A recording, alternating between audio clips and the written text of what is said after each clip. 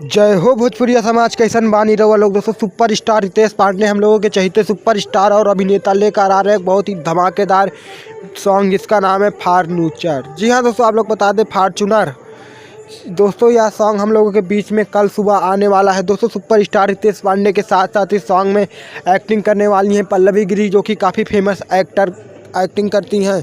और दोस्तों आप लोगों को बता दें कि सुपर स्टार रितेश पांडे का यह सॉन्ग ग्लोबल म्यूजिक के दौर आएगा, तो आप लोग देखना ना भूलिए। दोस्तों सुपर स्टार रितेश पांडे के जितने भी फैन हैं उनके इस गाने को बहुत सारा प्यार और आशीर्वाद दीजिएगा, क्योंकि दोस्तों सुपर स्टार रितेश पांडे के मार्केट में जितने भी सॉन्ग आते हैं वो तो काफ़ी बवाल मचाते ही हैं। तो दोस्तों ये वाला सॉन्ग भी काफ़ी बवाल मचाएगा और काफ़ी हिट भी होगा, क्योंकि इस सॉन्ग का बोल ही बता रहा है फार्चूनर।